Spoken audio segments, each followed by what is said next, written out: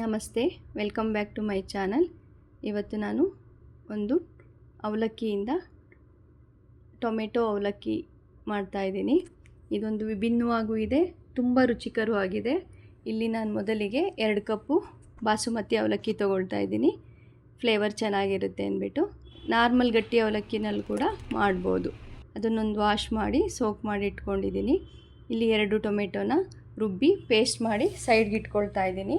ನಂತರ ಒಂದು ಪ್ಯಾನಿಗೆ 3 spoon oil ಹಾಕಿ ಕಡಲೆ ಬೀಜನ ಹೀಗೆ ಹಾಕಿ ಫ್ರೈ ಮಾಡಿ ಇದನ್ನು ಒಂದು ಬೌಲ್ಗೆ ಎತ್ತಿಟ್ಕೋಬೇಕು.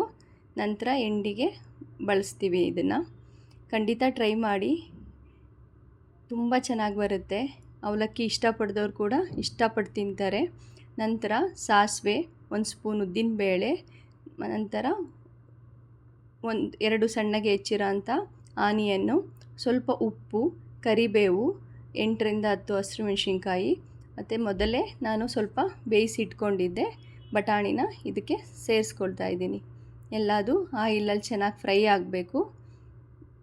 ನಂತರ ಈಗ ಟೊಮೆಟೊ ಪೇಸ್ಟ್ನ ಇದಕ್ಕೆ ಸೇರಿಸ್ಕೊಳ್ತಾ ಇದ್ದೀನಿ.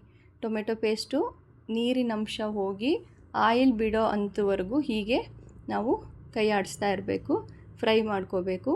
ಆವಾಗ ತುಂಬ ರುಚಿ ಜಾಸ್ತಿ. ಹೀಗೆ ಆಯಿಲ್ ಬಿಡ್ತಾ ಇದೆ. ಈ ಹಂತದಲ್ಲಿ ಸ್ವಲ್ಪ ಅರಿಶಿನ, ಸ್ವಲ್ಪ ಅಚ್ಚಕಾರದ ಪುಡಿನ ಯೂಸ್ ಮಾಡ್ತಾ ಇದ್ದೀನಿ. ಇದು ಬಣ್ಣ ಮತ್ತು ರುಚಿ ಎರಡನ್ನೂ ಕೊಡುತ್ತೆ. ಹೀಗೆ ಎಷ್ಟು ಆಯಿಲ್ ಬಿಡುತ್ತೆ ಅಷ್ಟು ಟೇಸ್ಟ್ ಬರುತ್ತೆ. ಖಂಡಿತ ಟ್ರೈ ಮಾಡಿ. ಅವಲಕ್ಕಿ ತಿನ್ನಲ್ಲ, ಇಷ್ಟ ಇಲ್ಲ ಅನ್ನೋರು ಕೂಡ ಇದನ್ನು ತುಂಬ ಇಷ್ಟಪಟ್ಟು ತಿಂತಾರೆ. ತುಂಬ ಡಿಫ್ರೆಂಟಾಗಿರುತ್ತೆ, ತುಂಬ ರುಚಿಯಾಗಿರುತ್ತೆ. ಬೇಗನೂ ಮಾಡ್ಬೋದು, 15 ನಿಮಿಷದಲ್ಲಿ ಆಗೋಗುತ್ತೆ. ಹೀಗೆ ತುಂಬ ಉಡುಡಿಯಾಗಿ ಕರೆಕ್ಟಾಗಿ ನೆಂದು ರೆಡಿಯಾಗಿದೆ. ಈಗಿರಬೇಕು ಅವಲಕ್ಕಿ. ಇದನ್ನು ಈಗ ಮಸಾಲೆ ಜೊತೆ ಸೇರಿಸ್ಕೊಳ್ತಾ ಇದ್ದೀನಿ. ಇದು ಈಗ ಟೊಮೆಟೊ ಒಗ್ಗರಣೆ ಏನಿದೆ, ಇದು ಪ್ರತಿ ಅವಲಕ್ಕಿ ಕಣಕ್ಕೂ ಸೇರೋ ಹಾಗೆ ಚೆನ್ನಾಗಿ ಮಿಕ್ಸ್ ಮಾಡ್ಕೊಳ್ಳಿ. ನಂತರ ಸ್ವಲ್ಪ ಉಪ್ಪು ಸಪ್ಪೆ ಅನ್ನಿಸ್ತು, ಉಪ್ಪನ್ನು ಸೇರಿಸ್ಕೊಳ್ತಾ ಇದ್ದೀನಿ. ನಂತರ 2 ಸ್ಪೂನು ತುಪ್ಪನ ಹಾಕ್ತಾಯಿದ್ದೀನಿ. ಖಂಡಿತ ಹಾಕಿ, ರುಚಿ ಚೆನ್ನಾಗಿ ಬರುತ್ತೆ. ನಿಜ, ಯಾರಿಗೆ ಇಷ್ಟ ಇಲ್ಲ ಅವಲಕ್ಕಿ ಅವ್ರು ಕೂಡ ಇಷ್ಟಪಟ್ಟು ತಿಂತಾರೆ. ಖಂಡಿತ ಪ್ರಯತ್ನ ಮಾಡಿ, ತುಂಬ ಚೆನ್ನಾಗಿ ಬರುತ್ತೆ.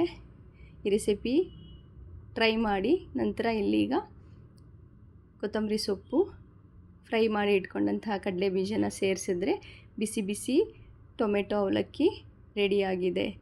ನಮ್ಮ ಚಾನಲ್ ಸಬ್ಸ್ಕ್ರೈಬ್ ಮಾಡಿ, ಸಪೋರ್ಟ್ ಮಾಡಿ, ಲೈಕ್ ಮಾಡಿ.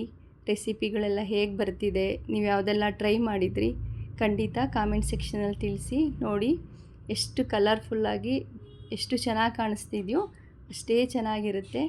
ಏನೇ ಮಾಡಿ ಪ್ರೀತಿಯಿಂದ ಮಾಡಿ. ಪ್ರೀತಿಯಿಂದ ಮಾಡಿದ್ರೆ ಎಲ್ಲ ಅಡುಗೆನೂ ಚೆನ್ನಾಗಿ ಬರುತ್ತೆ. Thank you.